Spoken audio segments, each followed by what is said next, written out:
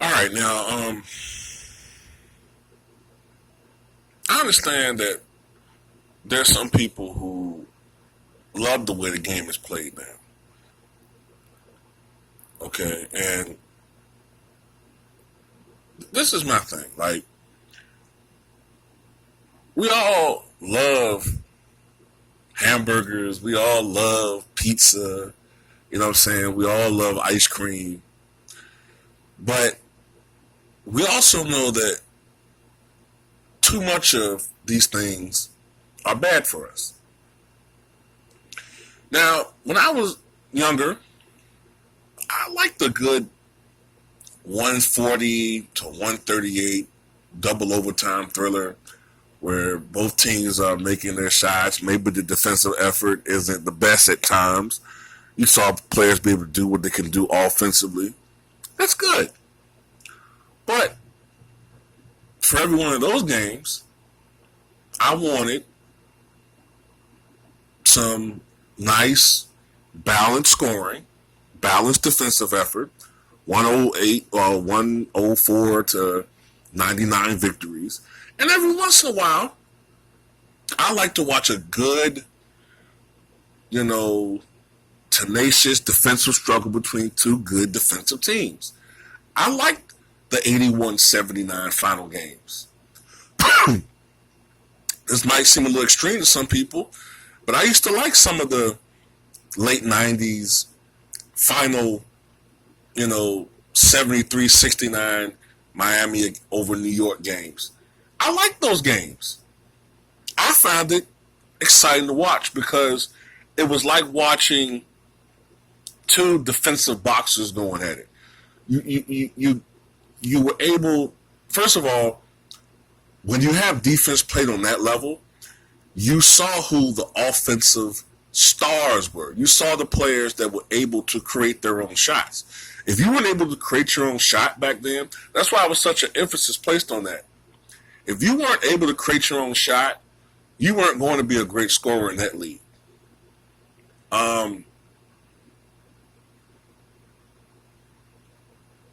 Now,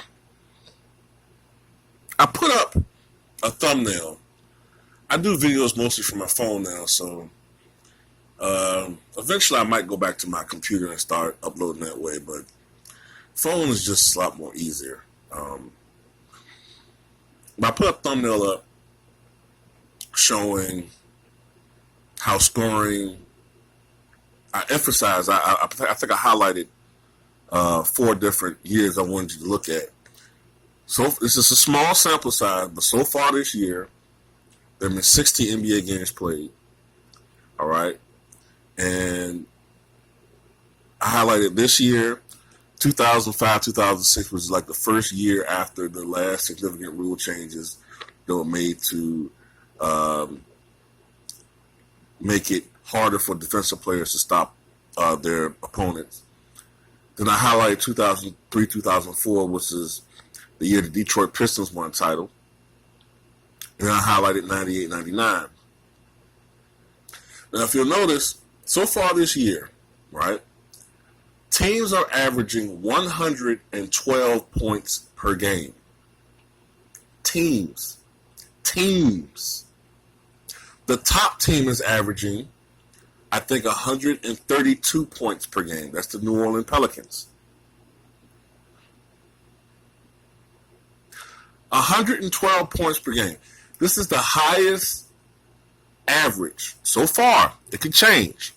It can go down, but it can go up.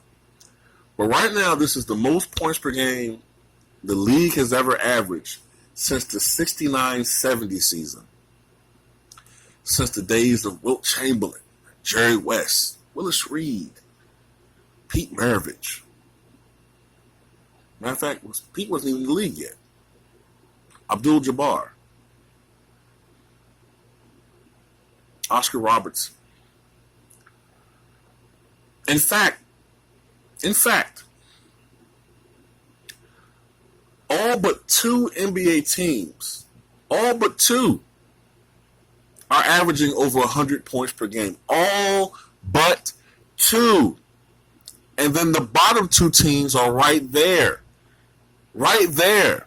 99.5, 99.8. So essentially, if you round it up, every team in the NBA is averaging 100 points per game. That is unheard of. Unheard of.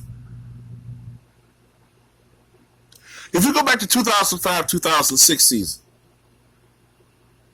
that's the year Kobe Bryant averaged 35.6 per game. That's the year when you saw an explosion of offense from perimeter players. Gilbert Arenas all of a sudden came out of nowhere and averaged 29 points or 28 points per game. You know, Steve Nash became a whole nother level guy, averaging 18 points and 11 or 12 assists or whatever, right? Even that year, if I'm not mistaken,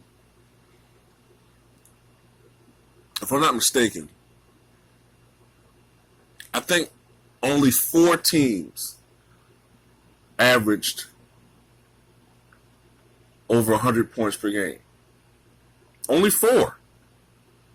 The league average was 97 points a game.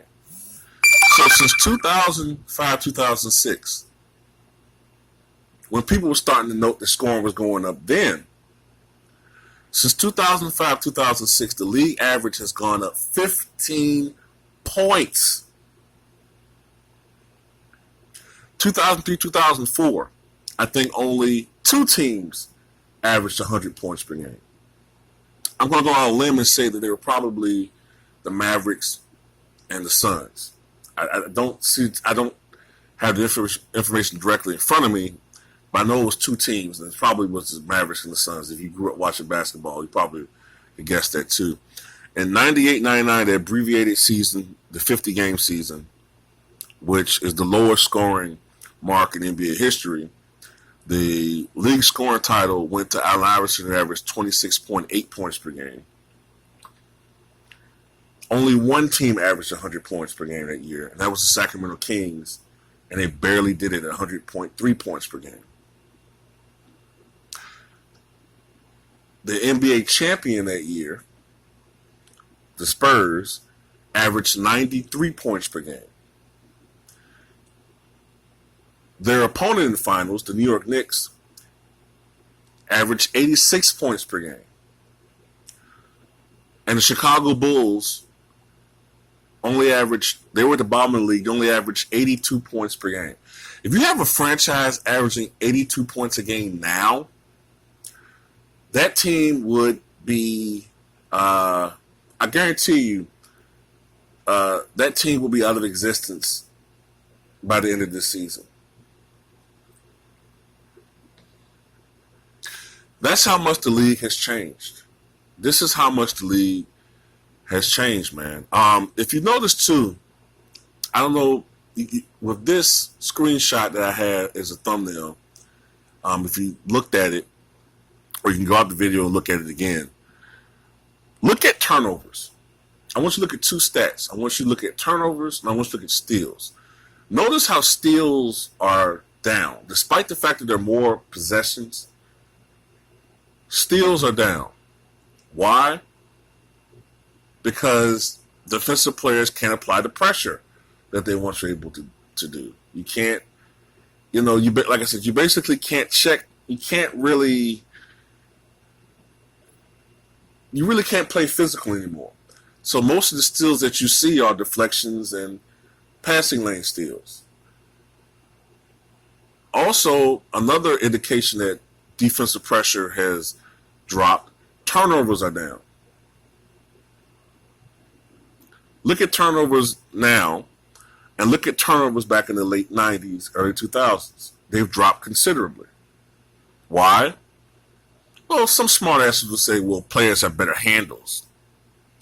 It's not really the reason. The reason is because of defensive pressure is just not there anymore. And last but not least, I want you to look at 2 other things. And this is what I've been talking about before when I said, now I have numbers to back up my observation. Notice how rebounds are way up. I think it was 46 point something rebounds so far. And assists are up to 24. Now, look at prior years and look how rebounds and assists are up as far as teams. This is why I say triple doubles earned today do not have the same impact, in my opinion, historically, as they did 15, 20 years ago when it was much harder to achieve a triple double.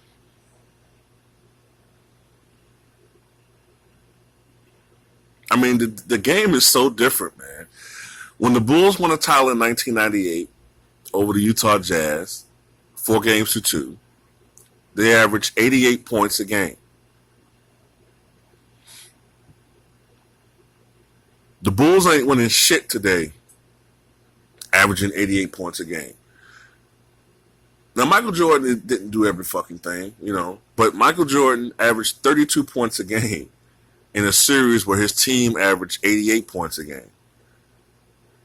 Now, this was a 35-year-old Michael Jordan. This is a Michael Jordan who was starting to slow down.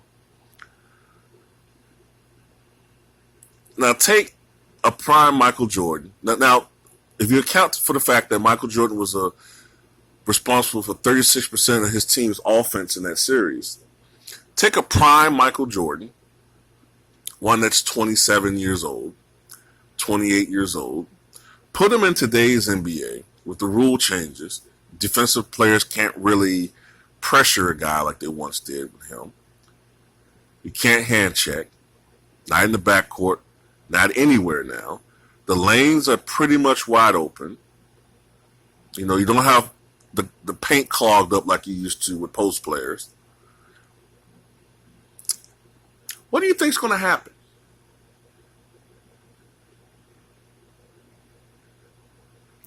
And last but not least, you'll have a Michael Jordan who, instead of being born in 1963, haven't been born in 1990. Grew up with the three-point shot.